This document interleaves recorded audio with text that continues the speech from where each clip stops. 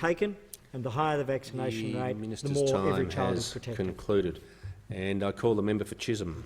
Thank you, Mr. Speaker. My question is to the Treasurer. Will the Treasurer update the House on the unprecedented scale of economic support of the Morrison government continues to deliver, and our commitment to provide more and more jobs for Australian families and businesses?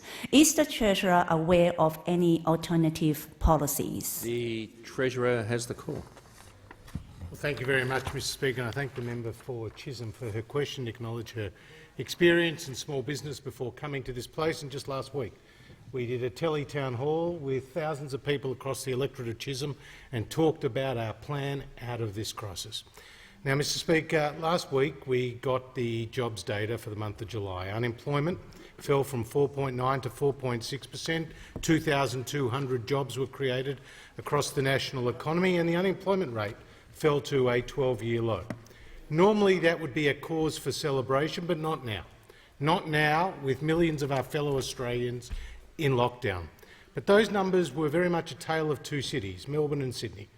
In Sydney, we saw the impact of lockdowns, with the number of hours working falling by 7%, whereas in Melbourne, because of at the time that survey was taken, Melbourne was coming out of lockdown, we saw an increase in hours worked of 9.7%, showing how resilient the Australian economy is and its ability to bounce back.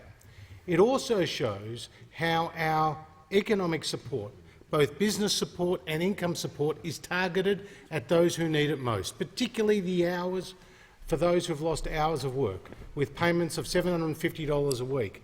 Around $4 billion to 1.6 million people is now already out the door. And we have reached agreement with every state and territory about bilateral business support on a 50-50 basis. And this is helping to support the economy at this time of need. But there's also a light at the end of the tunnel for those millions of Australians who are now doing it tough. And that light at the end of the tunnel is our plan that was agreed at National Cabinet. Australians can't live in lockdown forever. Indeed, we must learn to live with COVID, and the Australian people have to be prepared for what that means. There will be more cases, there will be serious illness, and indeed there may be tragic deaths. But at the same time, our plan agreed by National Cabinet is the pathway out, and that is for vaccination rates at 70% and 80%, Mr. Speaker. Because in that report it says at those levels we will see these stringent lockdowns become unlikely. And this is our pathway out of the crisis, Mr. Speaker. Vaccination rates at 70% and 80%. And we have seen in the last week alone 1.8 million doses of the vaccine being delivered. So there are some difficult times ahead. Our economic support is being delivered right across Australia.